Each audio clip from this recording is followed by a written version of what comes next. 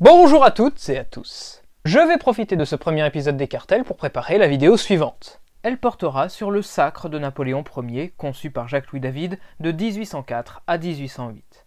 Comme vous vous en doutez juste en l'apercevant, cette œuvre immense donne lieu à une impressionnante accumulation de portraits.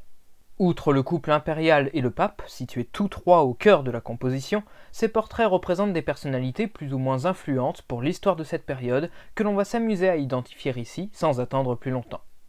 Bien que les deux hommes qui inaugurent le groupe le plus proche, tenant l'un le sceptre surmonté d'une aigle, l'autre la main de justice, soient presque entièrement retournés, les notes de David nous permettent de savoir qu'il s'agissait des partenaires de Bonaparte sous le consulat, Charles-François Lebrun et Jean-Jacques Régis de Cambacérès, fait respectivement prince architrésorier et prince archichancelier à l'avènement de l'Empire. Derrière eux, portant le globe crucifère sur un coussin somptueux, se trouve le maréchal Louis-Alexandre Berthier. L'intrigant Charles-Maurice de Talleyrand-Périgord, grand chambellan de France, est juste à sa droite sur la même marche. Encore au-dessus, Eugène de Beauharnais, le fils adoptif de Napoléon Ier, se tient fièrement aux côtés du général Armand-Augustin Louis, marquis de Caulaincourt, et du maréchal Charles-Jean-Baptiste Jules Bernadotte. Placé devant, le cardinal Bartolomeo Pacca et l'archevêque de Lyon, Joseph Fesch, qui est également l'oncle de l'empereur. Passons rapidement de l'autre côté du maître-autel, où l'on reconnaît plusieurs dignitaires étrangers. De droite à gauche, coincé entre deux chandeliers, nous pouvons identifier l'ambassadeur des États-Unis d'Amérique, John Armstrong Jr. Juste devant l'ambassadeur d'Autriche, Johann Ludwig Graf von Cobenzl. Puis Mehmet Said Alet Effendi, l'ambassadeur de la Sublime Porte, c'est-à-dire de l'Empire ottoman.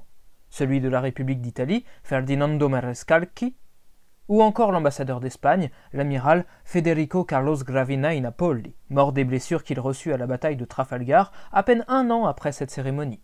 Quant à l'homme situé derrière, entre lui et Marescalchi, oserions-nous proposer un autre envoyé de la péninsule ibérique, José de la Serna, que David a peut-être confondu avec Gravina. En contrebas, le diacre Rufail Zaccur, ainsi que les cardinaux Romualdo Braschi-Onesti et Giovanni Battista Caprara sont à la droite de Pie VII. Allons à présent dans la partie gauche. Ce dessin nous montre, à la suite de Joséphine, les silhouettes imprécises de 4 princesses. Mais il y en a une de plus. Julie Clary est la femme de Joseph Bonaparte. Devant elle, Napoléon Louis-Charles, âgé de 2 ans, tenant la main de sa mère Hortense, fille de l'impératrice et sœur d'Eugène de Beauharnais. Puis les sœurs de l'empereur se succèdent. Elisa, Pauline, princesse de Sulmona, et Caroline, l'épouse de Joachim Murat. Après les princesses se trouvent 2 des frères de Napoléon Ier. L'un de ses cadets, Louis Bonaparte, le terrible mari d'Hortense, et l'aîné de la fratrie, Joseph Bonaparte, qui passe pour être le sosie de l'empereur alors qu'il se trouve en retrait, presque collé à la bordure de la toile. Derrière la première rangée du groupe, une foule d'autres personnages importants doivent être cités. En premier lieu, 3 maréchaux tenant les insignes attribués au sacre de Charlemagne. François-Joseph Lefebvre, quasiment sorti de l'espace peint, est armé de l'épée Joyeuse, qu'il tient dégainée devant lui et dont nous ne voyons que la lame surgir derrière le chapeau à plumes de Joseph.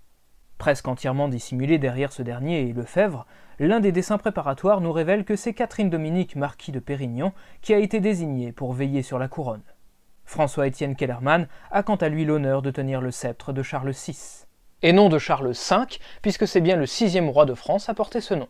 Tout au fond se tiennent le politicien Jean Béranger, Arnaï François, encore comte de Jaucourt, et Géraud-Christophe Michel Duroc.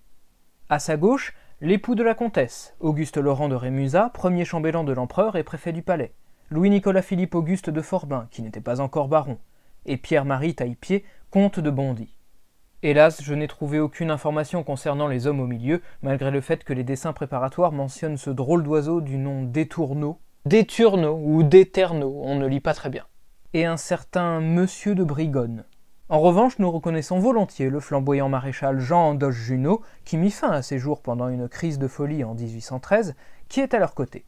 Rassurez-vous, celui-ci n'accable point de sa haute stature le pauvre cardinal Jean-Baptiste de Bellois, en s'appuyant sur son épaule.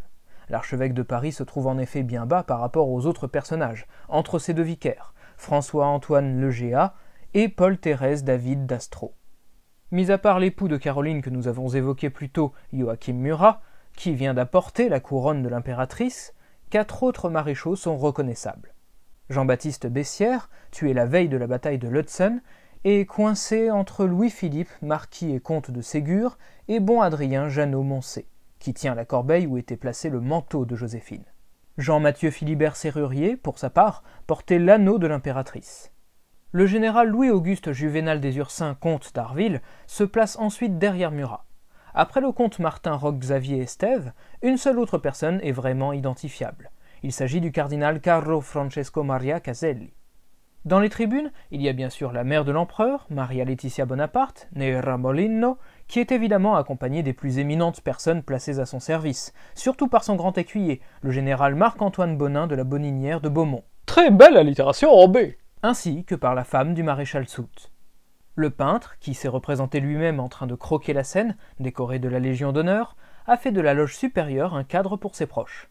Nous trouvons aussi bien des membres de sa famille, comme les sœurs Pécou, c'est-à-dire sa femme Marguerite Charlotte et sa belle-sœur Émilie Sérizia, que son maître, Joseph-Marie Vien, ou ses amis, notamment le décorateur Ignazio De Gotti, le compositeur André-Ernest Modeste Grétry. Et à droite de ce dernier, nous croyons discerner les traits de Dominique Vivant-Denon.